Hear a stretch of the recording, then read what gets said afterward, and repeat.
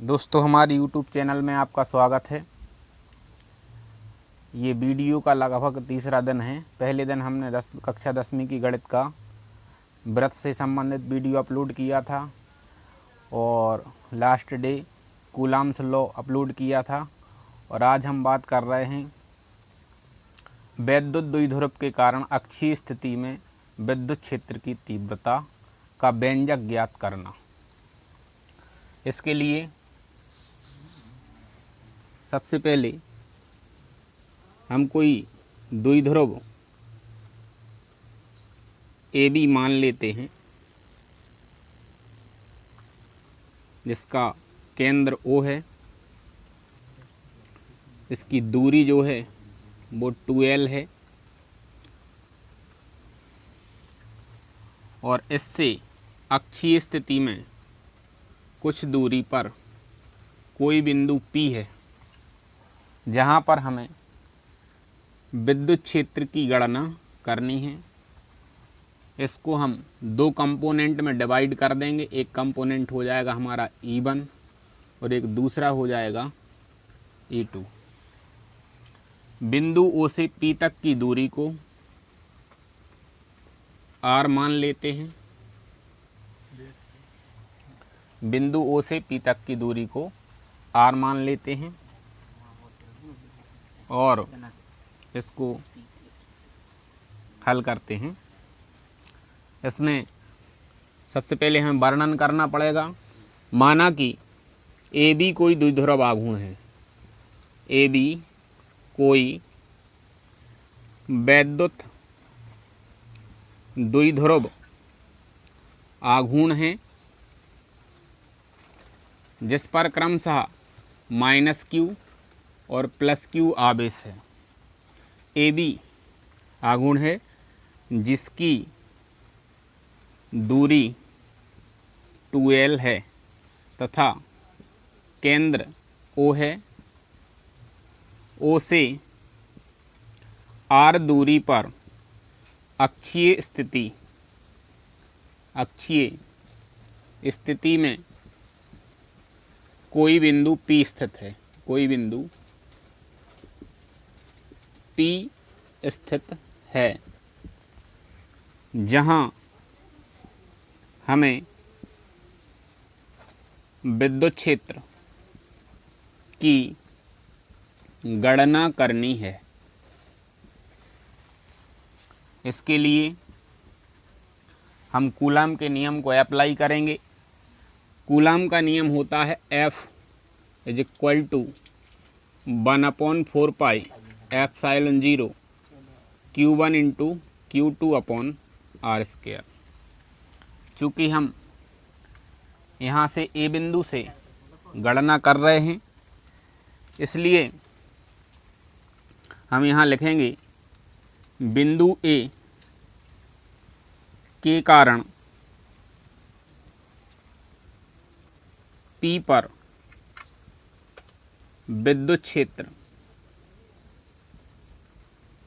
क्षेत्र की तीव्रता। इसको हमने E से डिनोट किया है और E को दो घटकों में वियोजित किया है। पहला घटक E1, दूसरा घटक है E2। तो कूलॉम्स लॉ के according to Coulomb's law E1 = 1/4 pi ε0। यहाँ पर धनावेश, वहाँ पर कोई आवेश नहीं है। इन दोनों का हम मल्टीप्लाई करेंगे तो Q/ जो दोनों के बीच की दूरी है, दोनों बिंदुओं के बीच की दूरी A से लेकर P तक की, तो इसका क्या हो जाएगा, स्क्वायर हो जाएगा। सेम 1/4 पाई ε0 Q और AP की दूरी को निर्धारित करना है। तो ये पूरा 2L है, यानी कि हम ये कह सकते हैं ये एक L हो गया और ये एक L हो गया। ये दोनों दूरियां L और L 2L हो गई। O से A से हमें P तक की दूरी ज्ञात करना है, तो हम OP की जो टोटल डिस्टेंस R है उसमें से L माइनस कर देंगे। तो यहाँ पर आ जाएगा E1 = 1/4 पाई ε0 Q/R - L का होल स्क्वायर। ये इसको हम इक्वेशन फर्स्ट मान लेते हैं। इसके बाद दूसरा जो बिंदु था हमारा, हालांकि हमने चित्र मिटा दिया है तो समझने में थोड़ी सी परेशानी होगी।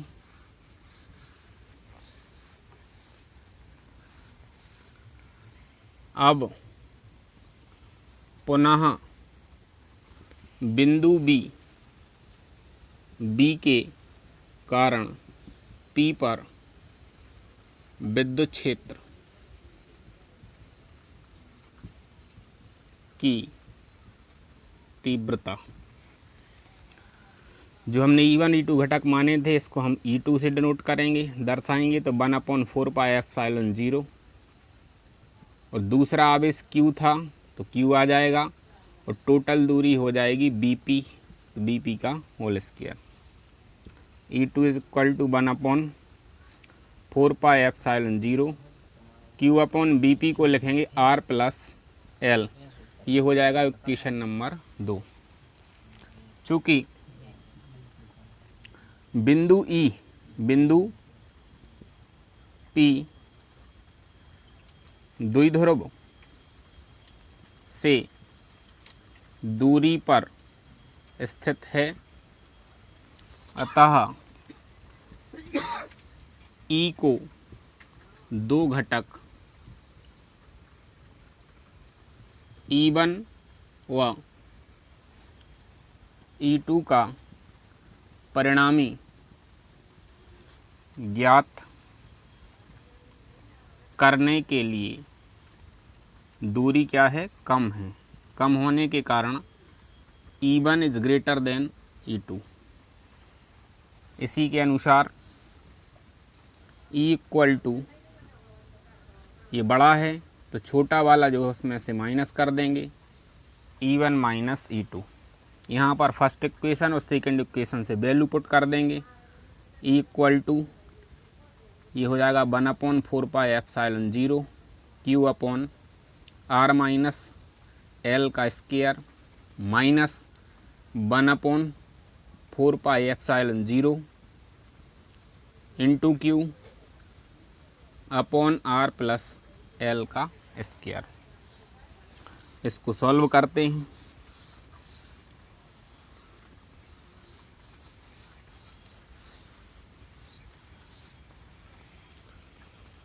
यहाँ आप देख रहे हैं 1/4πε0, 1/4πε0 कॉमन है और Q कॉमन है, तो यहाँ से हम कॉमन ले लेते हैं 1/4πε0 इंटू Q।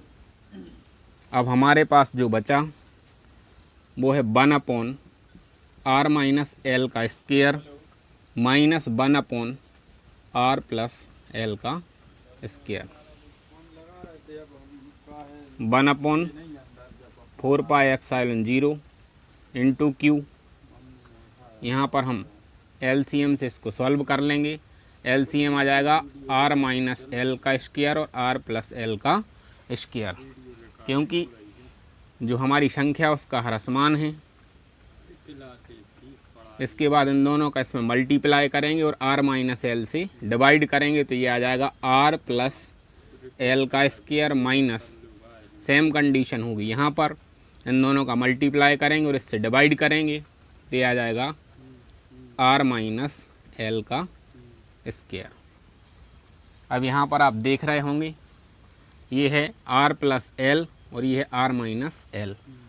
यहाँ एक सर्वसमीका होती है A+B का whole square, A² + 2AB + B² से ओपन करेंगे।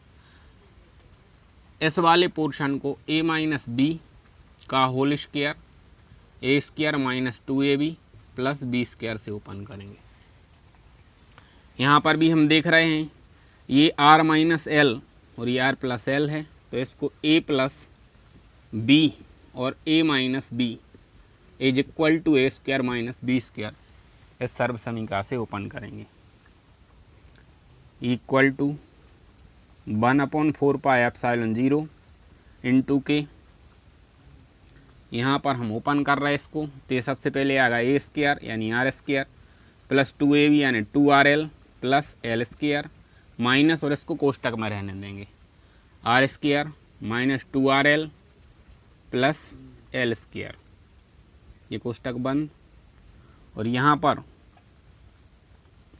ए प्लस बी ए माइनस बी को अप्लाई करेंगे तो हो जाएगा आर स्क्वायर एल स्क्वायर और इन सब का होल स्क्वायर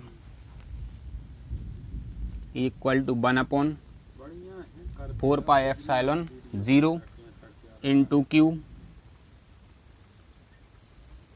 ये पोर्शन हम सेम टू सेम लिखेंगे, R square plus 2RL plus L square और इस माइनस का मल्टीप्लाई ब्रैकेट के अंदर कर देंगे तो हो जाएगा R square plus 2RL minus L square,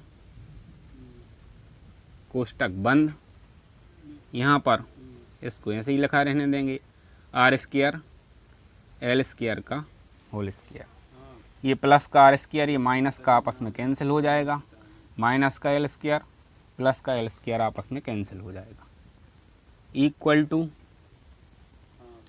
1/4 pi epsilon 0 into K, ये दोनों जुड़ जाएंगे 2RL और 2RL जुड़ के हो जाएगा 4RL upon R square minus L square, कोष्टक बंद, होल स्क्वायर।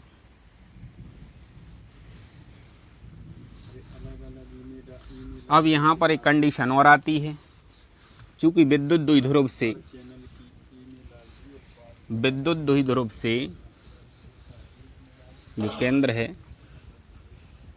दूरी कम है यहाँ पर, इसलिए चूँकि R square R is greater than L, या यूँ कहें तो हम ये कहेंगे कि एल का मान जो है वो नगण्य है।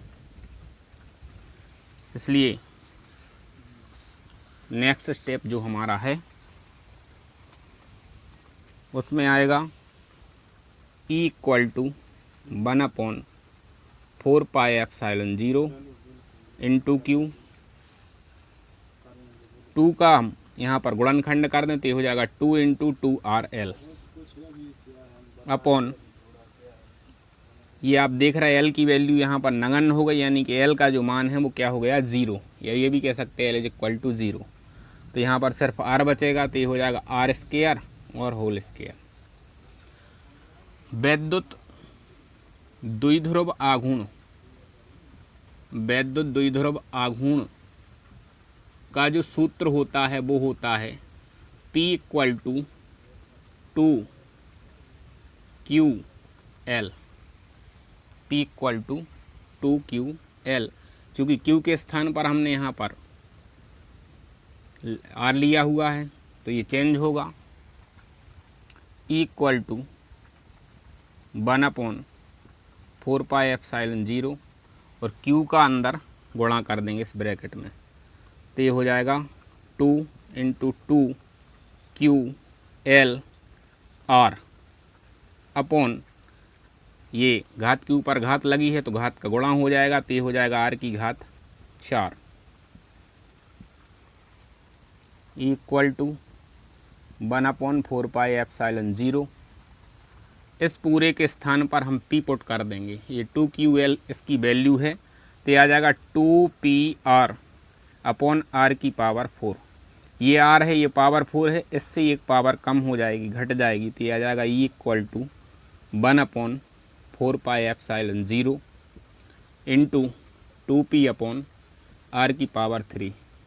ये विद्युत द्विध्रुव के कारण अक्षीय स्थिति में विद्युत क्षेत्र की तीव्रता का ये व्यंजक है। आपको ये वीडियो कैसा लगा, लाइक करें, शेयर करें और कमेंट में हमें अवश्य बताएं। धन्यवाद।